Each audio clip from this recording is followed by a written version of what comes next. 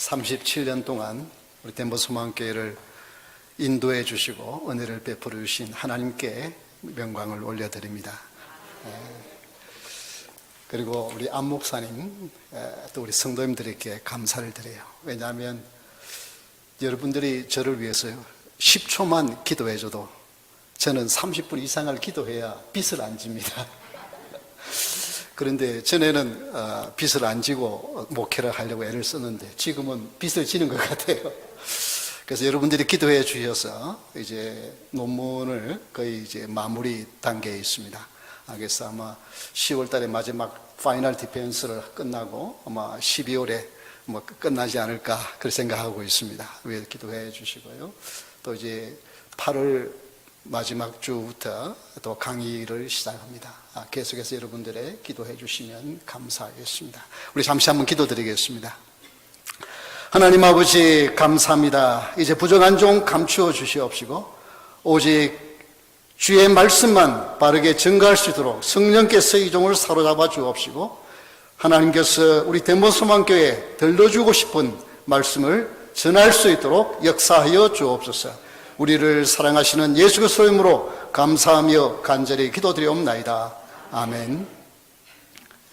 지난주에 루이지나 주에서 한 아빠와 어린 딸의 그 감동적인 이야기가 많은 사람들에게 훈훈함을 주었습니다. 그것은 크리스라고 하는 아빠가 어린 딸 에디슨이 학교를 이렇게 갈 때에 도시락에다가 그 노트를, 그러니까 간단한 격려의 메시지를 적어서 무려 4년 동안 690통이나 써서 보냈어요.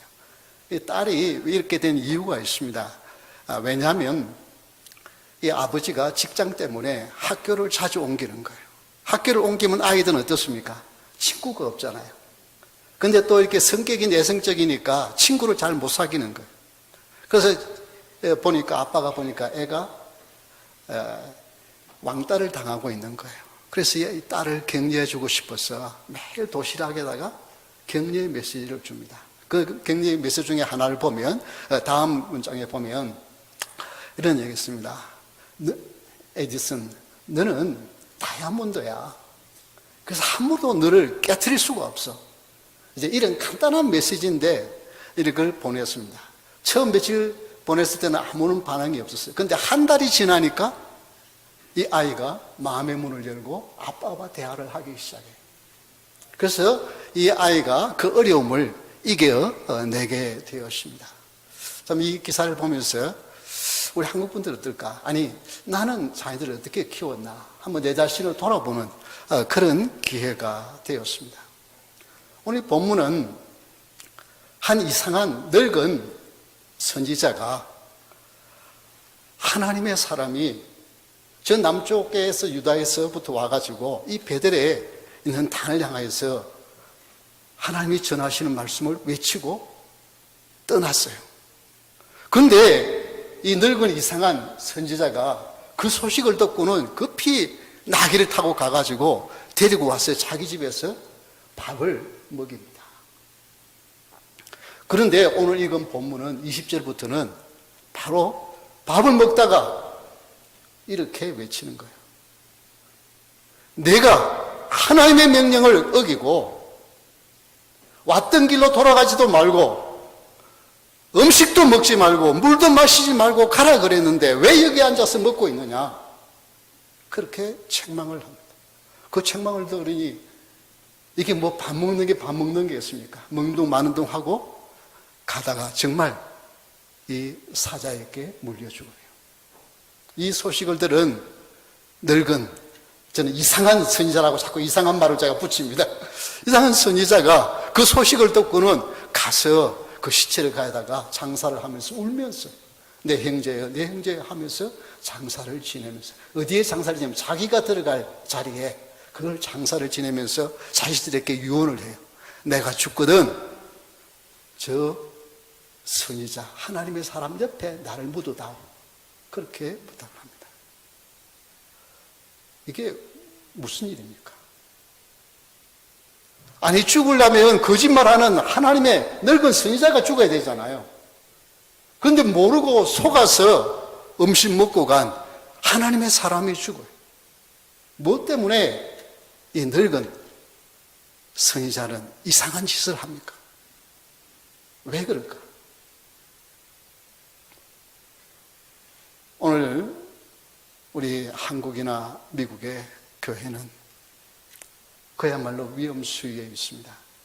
지난 4년간 한국, 미국에 있는 교회가 무려 900개 이상이 없어졌습니다. 왜 그럴까요? 물론 연세가 많은 분들이 많이 돌아가셨어요. 그럴 수도 있습니다. 그러나 우리의 2세, 3세대 교회를 많이 떠납니다. 젊은이들이 점점 적어지는 것이 오늘 우리 한인교회의 현상이에요. 왜 그럴까요? 부모들의 신앙에서 정말 살아계신 하나님을 보았을까?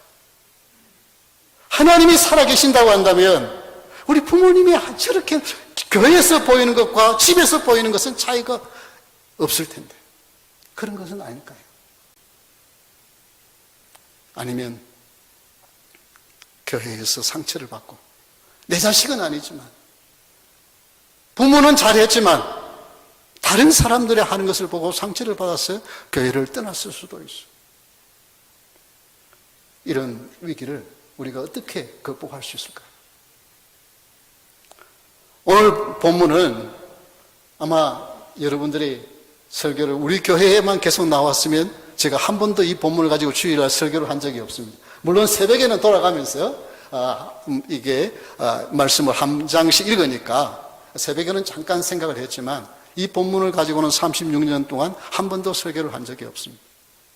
그래야 이게 되풀이 한다 소리 안 듣잖아요. 한 번도 안 한 설교를 해야 됩니다. 근데 기도하는 가운데 하나님께서 이 말씀을 전하도록 저에게 부담을 주셨어요. 여기 여러분 처음 듣는 분들이 이 이야기가 많고 익숙하지 않은 이야기이기 때문에 복잡하다 생각하는데 복잡할 거 하나도 없습니다. 여기에 등장인물은 4명밖에 없어요. 이 13장은 열왕기상 13장은 그야말로 늙은 선지자라고 성경에 되어 있는데 저는 늙은 이상한 선지자. 근데 오늘 제가 말씀을 전하고는 주인공이 이 사람이에요. 그리고 또 하나님의 말씀을 저 남쪽 유다에서 와가지고 전달한 하나님의 사람. 그리고 세 번째는 지금 전하는 거기가 어디냐면 북쪽 이스라엘이에요. 마치 우리 한국처럼 남과 북이 나누어지는 상태였어요.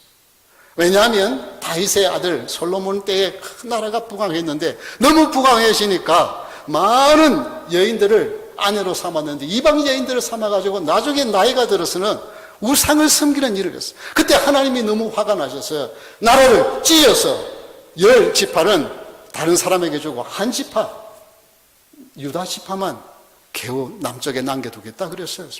왜 12지파는 11지파입니까? 한 지파, 4지파는 다 흩어져 있잖아요. 그러니까 10대 1밖에 안 되는 거예요.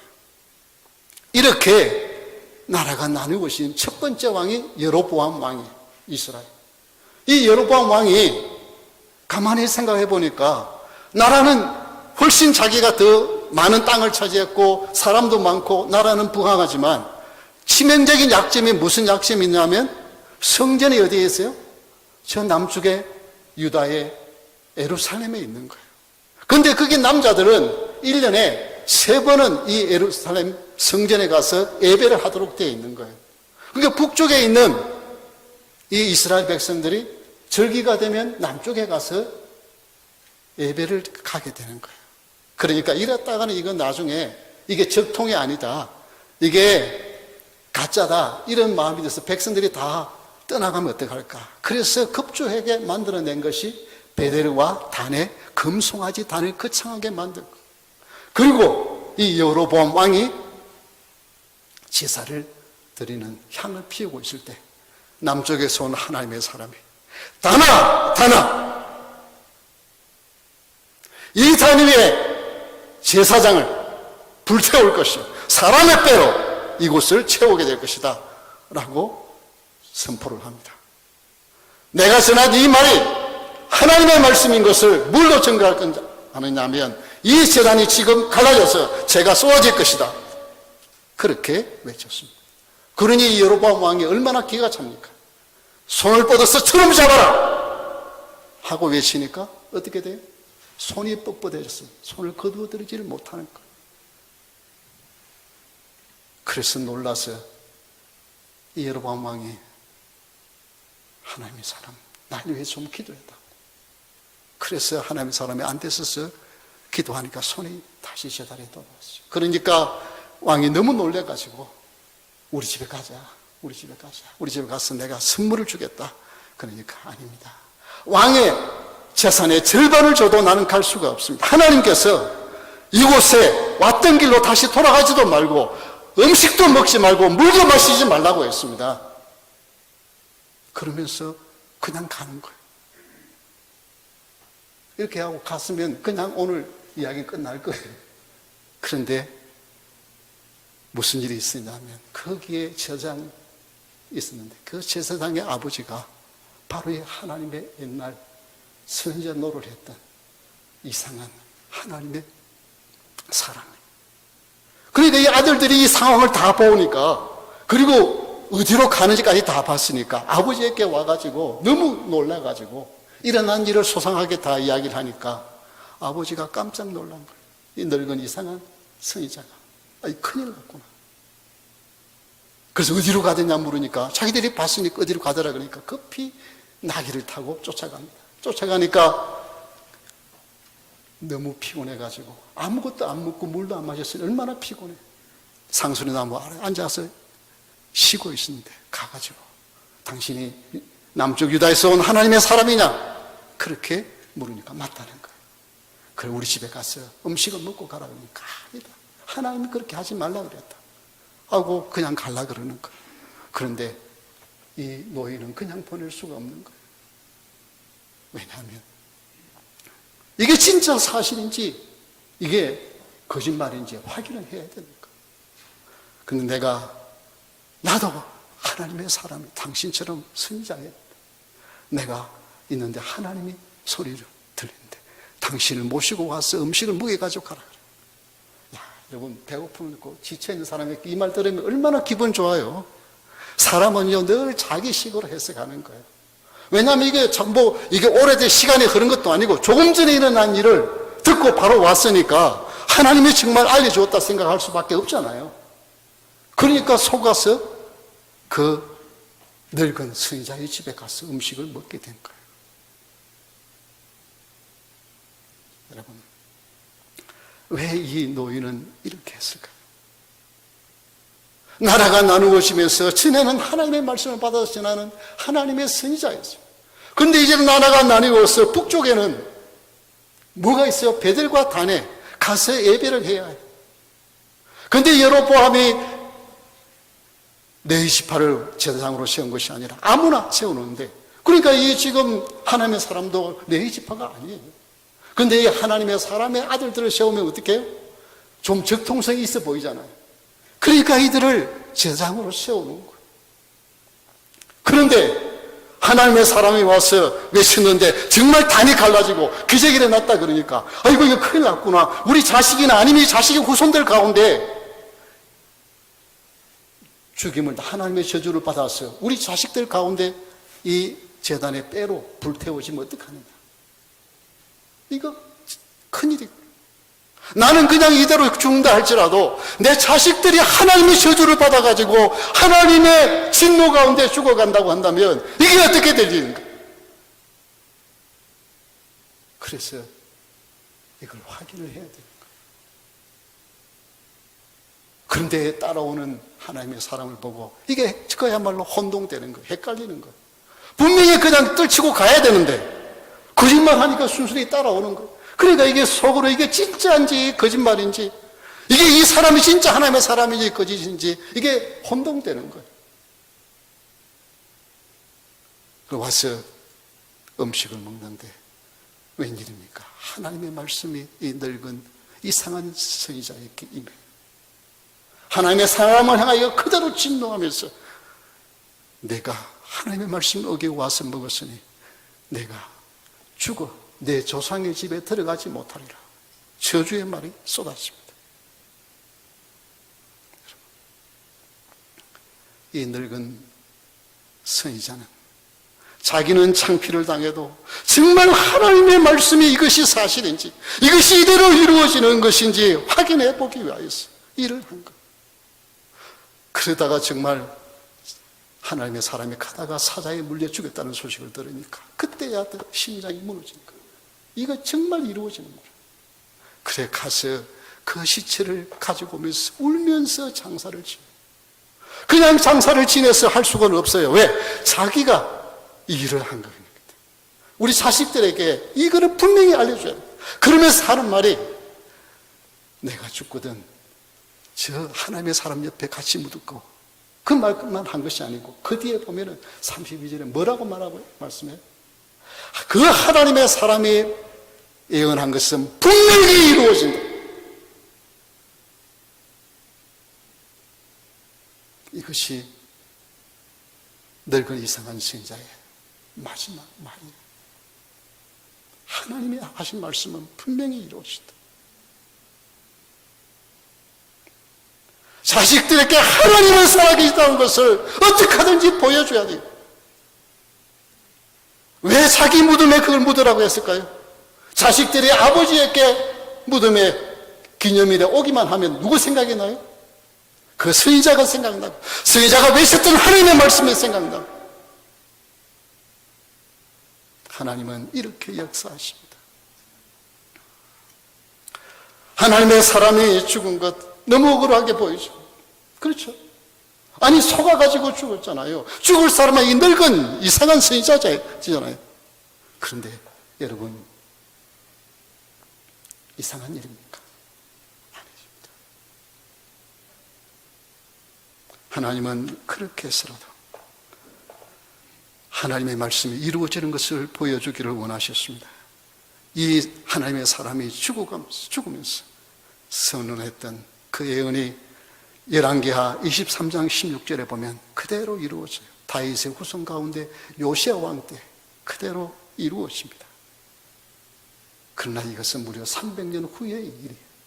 여러분, 하나님의 말씀은 300년 동안 안 이루어져도 안 이루어지는 것이 아니라 언젠가는 이루시는 능력의 하나님이신 줄 믿습니다. 하나님의 말씀이 그대로 이루어진 것을 보면서 자기들에게 이것 하나님은 살아계신다고 하는 이것 심어주기 위해서 이렇게 이상한 짓을 이 할아버지는 벌인 거예요. 이것을 본 제사장들은 그 제사장직을 계속할 수가 없어요. 떠나가요. 그것을 어떻게 할 수 있냐면은 오늘 읽은 말씀 그 뒷부분 33절 열왕기상 13장 33절을 한번 보십시오. 거기 보면 어떻게 했어요?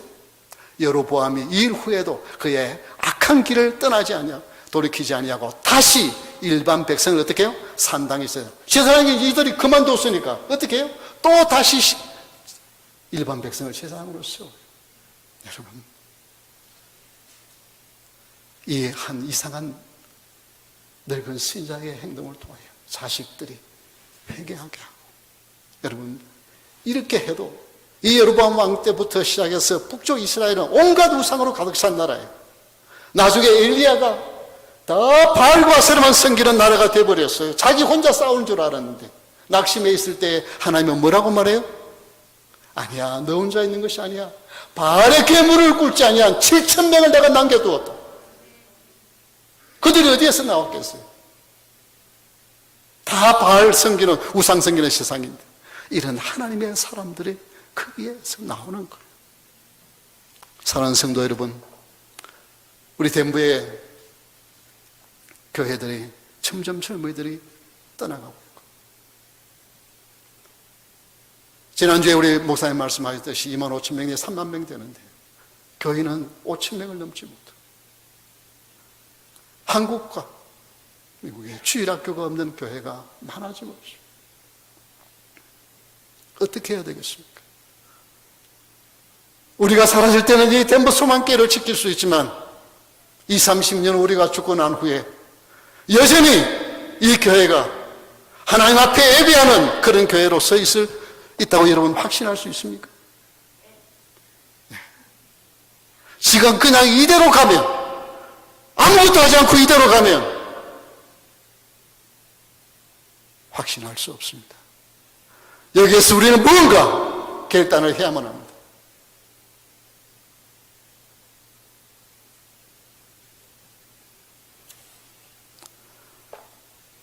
먼저 우리가 우리의 삶을 통하여서 살아계신 하나님을 드러내지 못한 것 회개해야만 합니다. 내가 무슨 말을 해서 예수 믿으라고 전해서 예수 믿는 것이 아니라 저 사람을 보니까 하나님은 살아계시다. 저 사람을 보니까 예수 그리스도가 주인이시다라고 고백할 수 있는 삶을 살지 못한 우리가 회개해야 합니다. 교회를 떠나간 청소년들을 원망할 것이 아니라 우리가 회개해야 합니다. 내 자식이 아니라도 내가 함부로 말하고 행동한 것 때문에 그것 보고 실망해서 교회를 떠난 사람도 있을 수 있습니다.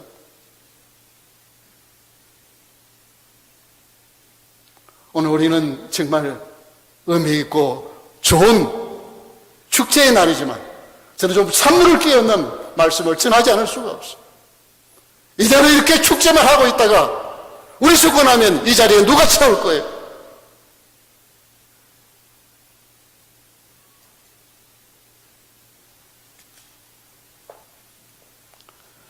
이제 하나님 앞에 회개하면서 하나님 나의 삶을 통하여서 주님을 보여줄 수 있기를 원합니다. 내가 어떻게 하나님을 보여줄 수 있습니까? 그럴 만한 자격이 없습니다. 너무나 부족합니다. 구약에도 신약에도 다 모든 사람이 죄를 범하여 하나님의 영광을 이루지 못했다고 했고, 아마 여러분 지난주에 큐티책을 읽었으면 거기에서도 다 치우쳐 전부가 다 더러워졌대. 의로운 사람이 찾아보니까 한 사람도 없대. 이런 상황. 여기서 아주 큰 소리 치면서 외치고 있는 우목사는 무슨 대단한 의인인 것 같습니까? 하나님 앞에 죄인이. 내가 뭘 해가지고 하나님 얼마만큼 드러낼 수 있겠습니까? 천만의 말씀. 그저 회개하는 하나님 부족한 죄인입니다. 주님, 그래도 주님을 바라보고 나를 통하여 살아계신 하나님을 나타내게 하여 주옵소서. 나의 입술과 나의 삶을 통하여 하나님이 드러날 수 있도록 긍휼을 베풀어 주시옵소서. 주의 영에 함께해 주시옵소서. 이 기도를 해야만 합니다. 기도의 백성은 망하지 않습니다. 온 세상이 다 하나님을 대적하는 것 같고 하나님의 교회가 너무나도 미약해져 간 것 같지만은 그러나 기도하는 사람을 통하여 하나님은 역사를 일으키신 줄 믿으시기 바랍니다. 하나님은 이런 정말 이상한 늙은 선지자 한 사람을 통하여 북쪽 이스라엘에 하나님이 살아계신 것을 나타내시기로 합니다. 여러분, 그 하나님의 사람이 억울하다 생각합니까? 억울한 것 아니에요. 우리 주님은 그보다 더 억울한 일을 통해서 우리를 구원하셨잖아요. 그 사람이 일찍 죽어서 억울한 것이 아니에요. 그 한 사람의 죽음을 통하여 수많은 사람들에게, 오늘날 여기 앉아있는 우리에게까지 하나님의 말씀은 분명히 이루어지고 하나님의 말씀은 잘 지키다가도 한 번 넘어지면 넘어지는 것이라는 것을 깨닫게 해주는 거예요.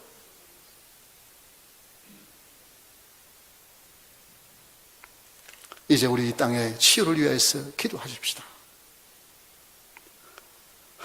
하나님 앞에 하나님 우리를 긍휼히 여겨주시고 이 덴버스만 길을 긍휼히 여겨주시고, 우리는 이 세대를 거스를 만한 힘도 없고 능력도 없지만 그러나 하나님이 함께 하시면 이런 기적이 일어날 줄 믿습니다. 오늘부터 기도할 수 있는 저와 여러분 될 수 있기를 주의 이름으로 축원합니다. 내가 때 시편 110편 3절에 보면 이런 말씀이 있습니다. 우리 한번 다 같이 읽어볼까요? 주의 권능의 날에 주의 백성이 거룩한 옷을 입고 즐거이 헌신하니 새벽 이슬 같은 주의 청년들이 주께 나오는도다. 예. 예. 주의 백성이 거룩한 옷을 입고 하나님 앞에 즐거이 헌신하는, 여러분들이 거룩한 옷을 입고, 우리는 거룩한 옷이 없지만 예수님이 입혀주시는 십자가의 포해를 입고 하나님 앞에 나와 근신하며 하나님 앞에 기도하면 아무 가능성이 없는 이 덴버 땅에 있는 젊은이들 할지라도, 교회 하면 머리를 흔드는 청년들이라 할지라도 하나님께로 돌아오게 하는 역사가 일어날 줄 믿으시기 바랍니다.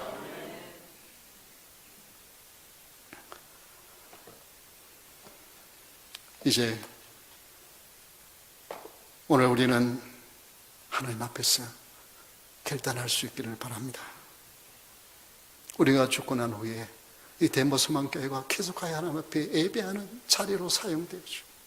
이곳에서 거룩한 백성들이, 주의 이슬같이 청년들이 나와 이 땅에 다 하나님을 대적하는 세대를 할지라도 하나님을 섬기는 백성이 나올 수 있기를 원합니다. 눈물 흘리며 기도하십시다. 우리 청년들을 보고 여러분 기도해야 됩니다. 덴버 땅에 지나가는 청년들을 보면 기도해야 돼요. 어떻게 하든지 이 땅에 청년들이 덴버 소망교회에 나와야 소망이 있어요. 가능성 있는 분들은 자녀들을 많이 낳아야 돼요.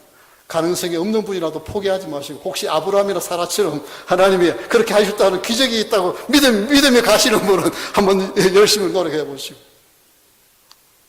만약 그걸 또 안 되면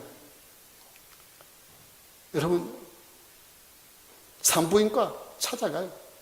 산부인과 찾아가서 여기 우리 한인들 산부인과 오는 사람들 선물 주라고 여러분 좀 선물이라도 주면서, 안 되면 소아과 찾아다니면서 거기서 발런티어로 일해보세요. 어떻게 하든지 우리 젊은이들이, 어린아이들이 예수님의 사랑을 접하고 만나야 소망이 있습니다. 이를 위해서 기도해야만 합니다. 우리 같이 매일 아침 기도하겠다, 이 결단을 할 수 있기를 바랍니다. 많은 시간 아니에요.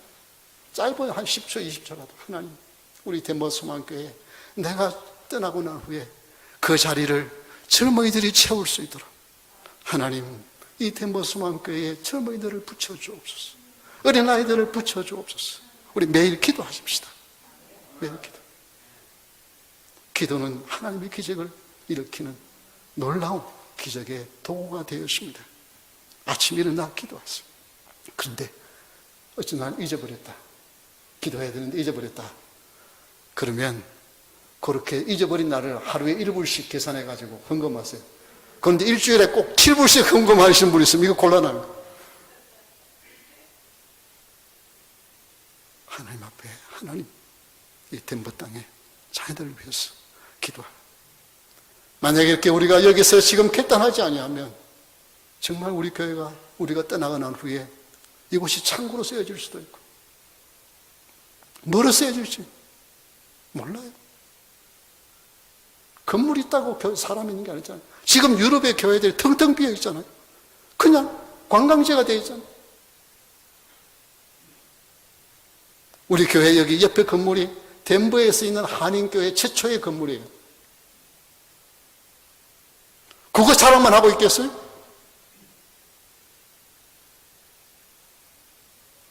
우리 다 같이 일어서서 매일 기도하기를 원하시는 분이 있으면 우리 다 같이 일어서서 함께 찬양하겠습니다.